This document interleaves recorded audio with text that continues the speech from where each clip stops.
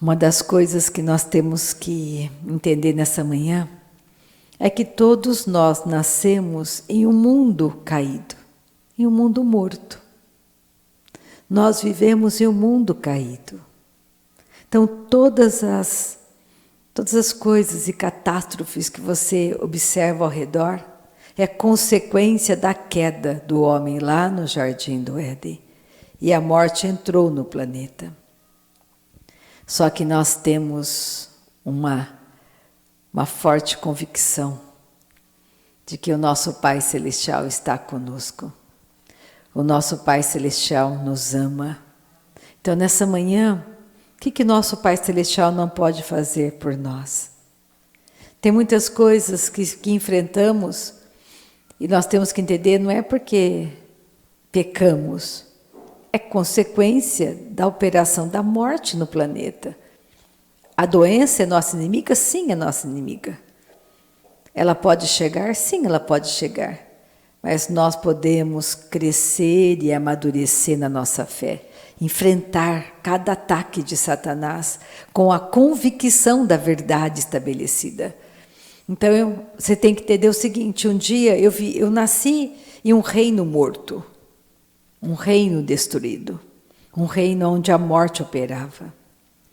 E aí eu encontrei com Jesus a verdade, saí de um mundo morto, caído, e fui transportada para o reino da luz.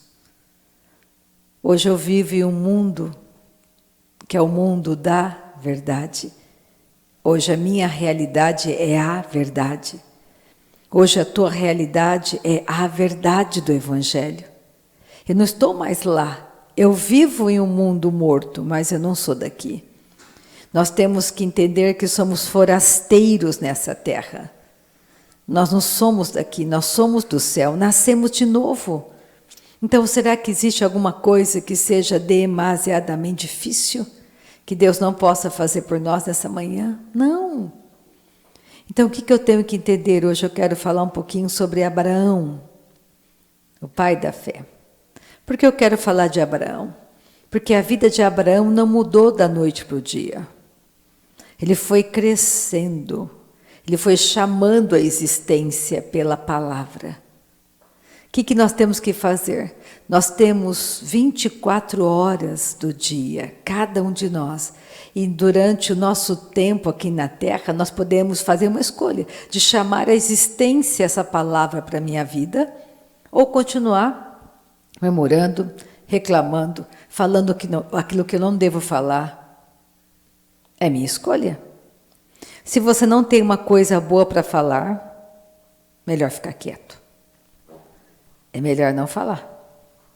É melhor as pessoas dizerem, nossa, fulano é tão quieto. Não. Amém. Porque o tolo com a boca fechada passa por sábio.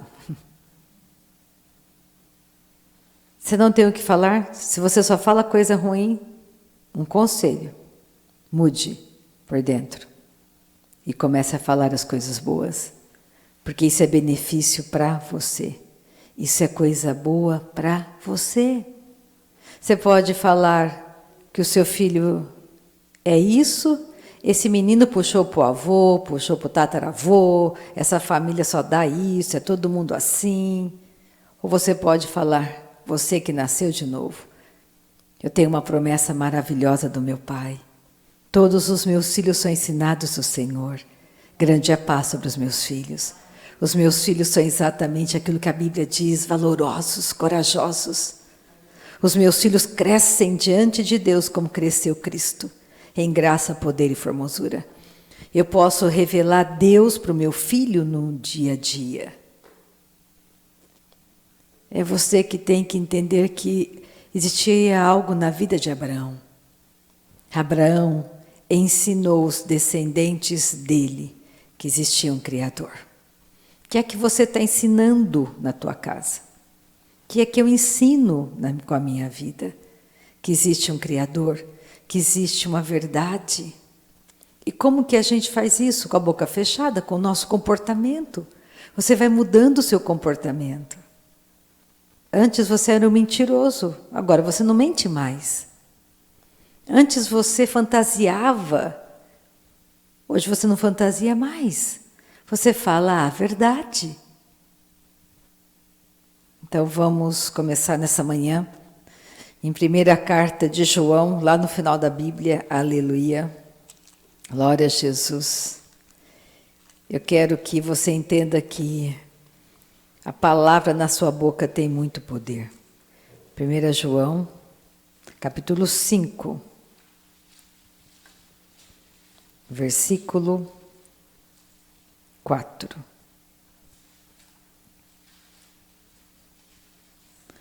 Nós podemos vencer, porque Jesus venceu por nós. Nós podemos vencer, porque Jesus venceu por nós. Porque todo que é nascido de Deus vence o mundo. Você é nascido de Deus? Sim.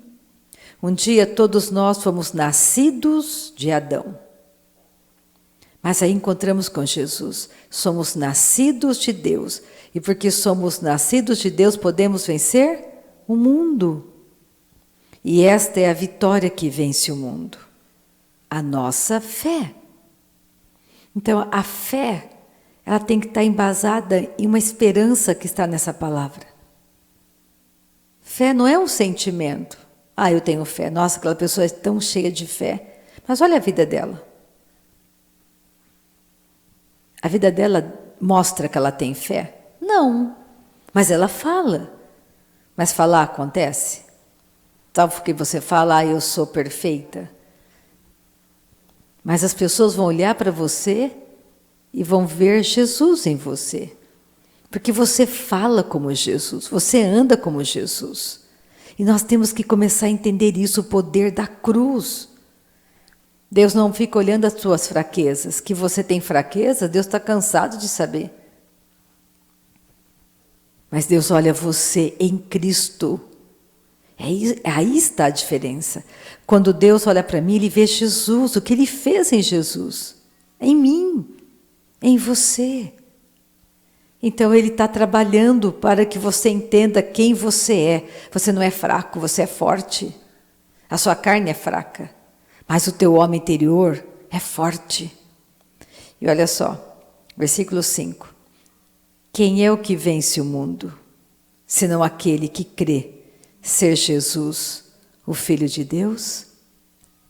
Nós cremos nisso. Nosso Deus é maravilhoso. Quem é o que vence o mundo, senão aquele que crê ser Jesus, o Filho de Deus? Nós cremos. Nós cremos. Aleluia. Olha o versículo 10 de 1 João 5.